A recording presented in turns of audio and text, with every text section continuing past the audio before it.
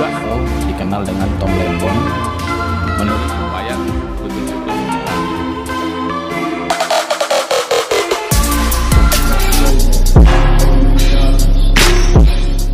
Assalamualaikum warahmatullahi wabarakatuh. Ketemu lagi di channel Si Kecil Official. Penetapan Menteri Perdagangan Thomas Trikasih Lembong sebagai tersangka dalam kasus dugaan korupsi terkait impor gula pada tahun 2015-2016 menjadi sorotan dalam rapat kerja Komisi 3 DPR RI bersama Kejaksaan Agung. Dalam rapat yang digelar pada Rabu 13 November 2024, anggota DPR RI beramai-ramai mencecar Jaksa Agung Sanitiar Burhanuddin dan jajaran Kejaksaan Agung untuk memberikan penjelasan terkait penanganan kasus impor gula karena menjadi sorotan publik. Pada rapat awal, Wakil Ketua Komisi 3 DPR, Ranu Alfat, langsung menyinggung soal penetapan tersangka terhadap Tom Lembong.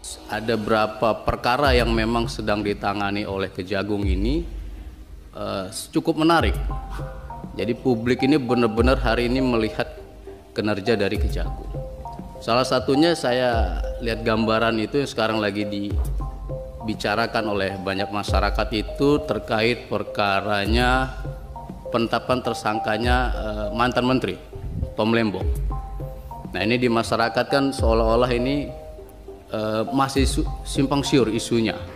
Satu ada yang mengatakan bahwa penetapan tersangkanya ini bisa dikaitkan dengan politik atau dianggap bahwa sebetulnya belum buktinya lengkap tapi dipaksakan. Nah ini memang kan harus dijelaskan. Nah ini momentum dari Kejagung untuk menjelaskan.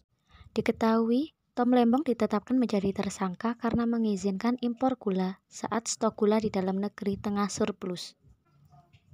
Beberapa anggota Komisi 3 DPR RI kemudian menggali lebih dalam mengenai dugaan motif di balik penetapan tersangka terhadap Tom Lembong. Anggota Komisi 3 DPR dari fraksi Demokrat, Hinca Panjaitan, bahkan mendesak Kejaksaan Agung memberikan penjelasan yang lebih rinci. Hinca mengungkapkan bahwa penanganan kasus impor gula tersebut menimbulkan dugaan adanya balas dendam politik. Mendengarkan percakapan di publik. Penangkapan kasus Tom Lembong itu syarat dengan dugaan balas dendam politik. Itu yang kami dengarkan, itu yang kami rekam, karena itu kita sampaikan. Harus dijelaskan ini ke publik lewat Komisi 3 ini supaya betul-betul kita.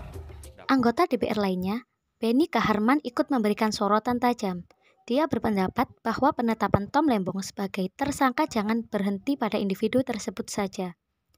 Dia menyebut Kejaksaan Agung harus menggunakan ini untuk menjadikan kasus ini sebagai jalan untuk membongkar kasus korupsi yang lebih luas di sektor impor gula. Beni juga menyarankan agar Kejaksaan Agung tidak hanya sekedar membuka satu pintu kasus, tetapi juga menggali lebih dalam untuk mengungkap dugaan kasus korupsi yang lebih besar. Tidak sedikit anggota DPR yang menilai bahwa penetapan Tom Lembong sebagai tersangka terlalu terburu-buru. Politikus Partai Gerindra, Muhammad Rahul, mengungkapkan soal kekhawatirannya terkait cepatnya proses penetapan tersangka ini.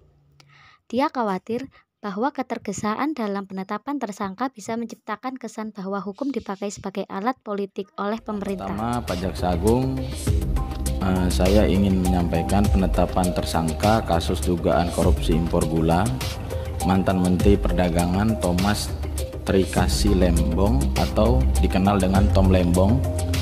Menurut saya itu terlalu terkesan terburu-buru, Pak Jaksa Agung. Dalam antrian proses hukum, publik harus dijelaskan dengan detail konstruksi hukum kasus dugaan tindak pidana korupsi tersebut. Pak Jaksa Agung, jangan sampai kasus ini menggiring opini yang negatif kepada publik dan beranggapan bahwa pemerintahan Bapak Presiden Prabowo Subianto menggunakan hukum sebagai alat politik. Pengusutan kasus tipikor Tom Lembong ini harus jelas, pelaksanaan tugas penegakan hukum harus selaras dengan cita politik hukum pemerintah. Anggota Komisi 3 dari fraksi PKS, Nasir Jamil, lantas menyoroti masalah keadilan dalam penegakan hukum terkait kasus Tom Lembong. Dia mempertanyakan mengapa hanya Tom Lembong yang menjadi sorotan, padahal ada banyak menteri perdagangan lain yang juga terlibat dalam kebijakan impor. Nasir juga menegaskan bahwa penegakan hukum harus dilakukan secara adil dan humanis tanpa pandang bulu. Dia lalu mengingatkan Kejaksaan Agung untuk memastikan bahwa proses hukum dilakukan dengan asas pembuktian yang jelas dan tegas.